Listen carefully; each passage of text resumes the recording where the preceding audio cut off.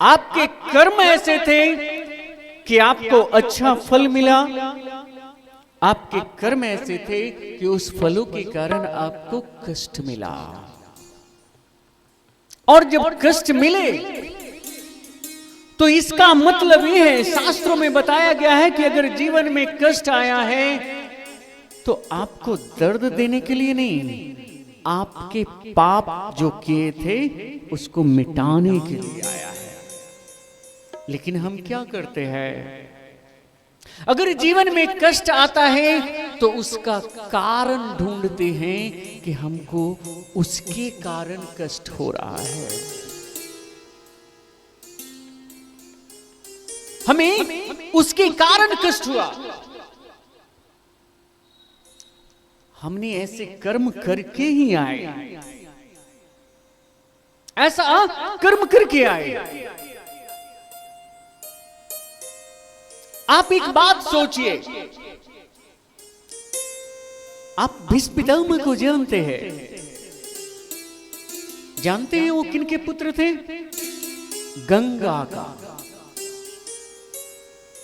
जो कि सबका पाप को धोती है गंगा, उसका पुत्र। और क्या हुआ उसको? उसके शरीर को हजारों बाण जो है छेद करके पाड़ दिया। कितना कष्ट हुआ होगा उसको। तो उसका कर्म था ऐसा।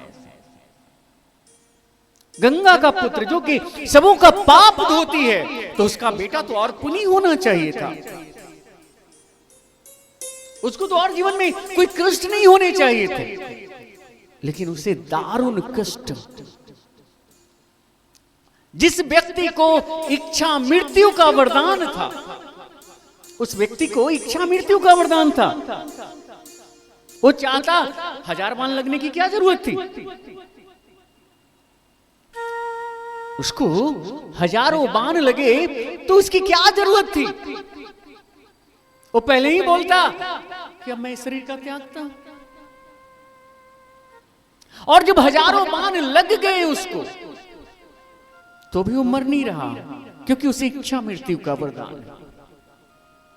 क्या मुंह से निकलता है उसका कि सूर्य जब उत्तरायण होगा तब मैं अपने शरीर को त्यागेंगे। अब बताइए, उत्तरायण होने में काफी समय था। हम एक कांटे को एक दिन बर्दाश्त नहीं कर सकते हैं, तुरंत उपाय करते हैं कैसे इसको निकाल के फेंके। और जिसका शरीर को बाण छेद किए हुए है, वो कहता है कि सूर्य उत्तरायण होंगे तब हम अपने शरीर का त्याग करेंगे। और क्या है? उसे इच्छा मृत्यु का वरदान। फिर उसकी वह दशा। तो क्यों भाई उत्तरायण?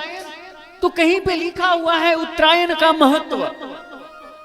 अरे जिस कृष्ण का नाम ले लेने भर से जीव जो है तर जाता है, और वो कृष्ण उसके सामने खड़े हैं और जीव तरने के लिए सोचता है कि उत्तरायण सूर्य होगा तब हम जाएंगे। तो उस कुछ तो कारण रहा होगा, ये कष्ट सहने के लिए कुछ तो कारण रहा होगा। जिसके पास सब कुछ है फिर भी वो कष्ट सह रहा है, और अपनी ही वजह से। अरे बाण लगा था, हाँ प्रभु मैं इस शरीर का त्याग कर रहा हूं। इतने दिन 40-45 दिन पड़े रहने की क्या जरूरत थी? कोई जरूरत नहीं थी।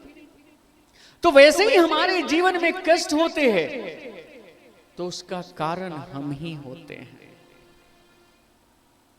लेकिन आज अगर कष्ट उसका है तो जिम्मेवारी उसका देगा, उसी के कारण हमको कष्ट हो रहा है। ऐसा शास्त्रों में कहीं वर्णन नहीं है। आपकी जो मनमुखी शास्त्र है उसके कारण आप क्या करते हैं?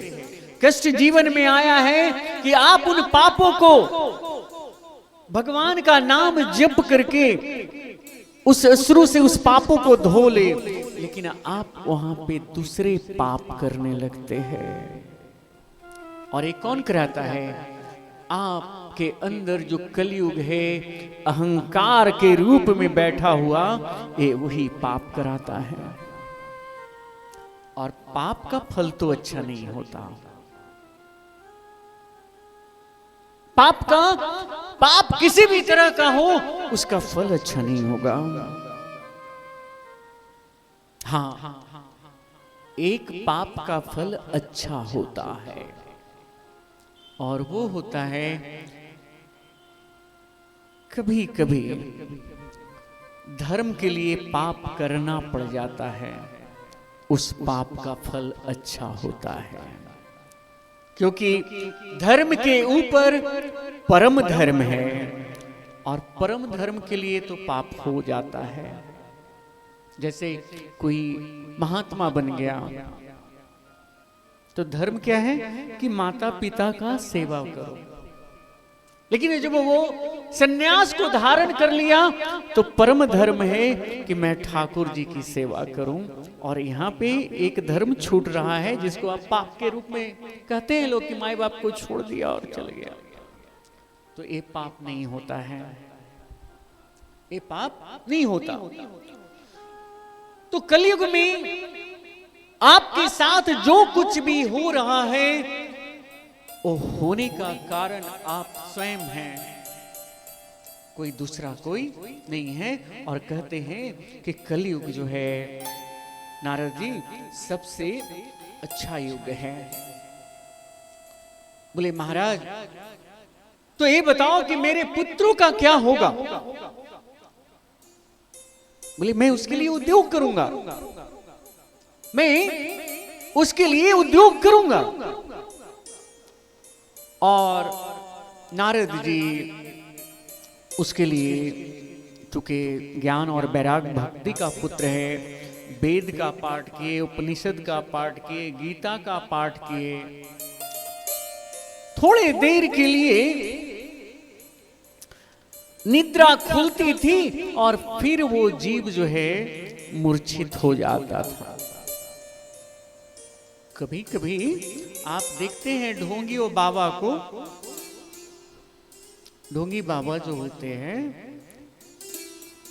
कभी कभी ज्ञान होता है, लेकिन याद आता है कि अरे ज्ञान हुआ तो भाई हमें सबकी सेवा करनी चाहिए। लेकिन जब अहंकार आया, नहीं सेवा करेंगे तो हमारा वैल्यू क्या है, हमें तो सबसे सेवा करवानी चाहिए। वैसे तब नारद जी को बड़ा बुरा लगा, कह रहे भाई अब क्या करें हम, ये तो बार बार मूर्छा में आ रहा है। बड़े टेंशन में हो गए। और तभी जो है उसी वक्त आकाशवाणी हुआ, आकाशवाणी हुआ कि हे नारद जी, आप खेद मत करो, तुम्हारा यह उद्योग निस्संदेह सफल होगा, लेकिन तुम्हें जो है संत शिरोमणि का आश्रय लेना होगा। आज हम अपने जीवन में कुछ कारणवश बिना मार्ग दिखाए हुए हम लोग अध्यात्म के मार्ग पे चले जाते हैं।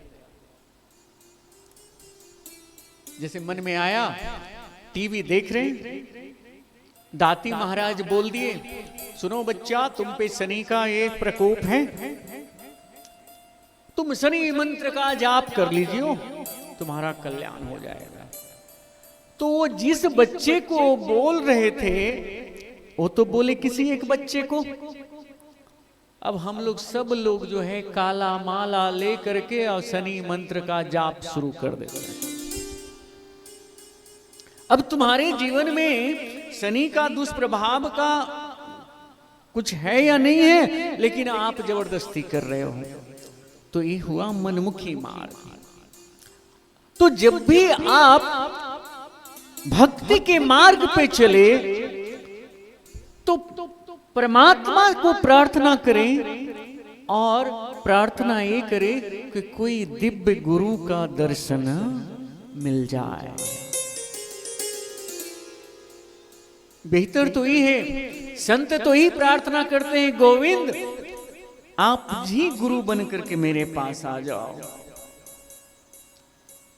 और जब ऐसी याचना होती है, ऐसी याचना होती है तो परमात्मा दया करते हैं, परमात्मा दया करते हैं। और जब दया करते हैं, गुरुदेव का या परमात्मा का साक्षात्कार हो जाता है तो कल्याण हो जाता है। यानी नारद जी को बोले कि अरे तुमको जो है वेद पढ़ने की क्या जरूरत थी, तुम वेद सुना रहे, उपनिषद सुना रहे, तुम गीता पाठ कर रहे हो, किसी से सलाह लो। अब वो गए और उसके बाद जब चारों कुमार को बताया कि भाई ऐसी ऐसी बात है, तो आप तो संत शिरोमणि हैं, आप ही बताइए कि हम क्या करें। आप लोग तो बैकुंठ में निवास करने वाले प्राणी हैं, तो आप ही बताइए कि मैं क्या करूं। बोले कुछ भी नहीं, तुम जो है भागवत का आयोजन करो, और भागवत का जब आयोजन करोगे तो तुम्हारा कल्याण हो जाएगा, तुम्हारा कल्याण हो जाएगा। और हरिद्वार में भक्ति कहां है? वृंदावन। हरिद्वार में सनकादि ऋषियों ने नारद जी को कहा हरिद्वार चलो। हरिद्वार गए और वहां पे भागवत का आयोजन हुआ। जब गोविंद के लीला गान करने लगे, भक्ति भी वहां पधारी थी अपने पुत्रों के साथ, और जब वो पधारी थी तो अपने पुत्रों के साथ वहां पे श्री कृष्ण गोविंद हरे मुरारी हे नाथ नारायण वासुदेव मंत्र का वो एक गान करते हुए नृत्य करने लगे। देह धरे का फल ही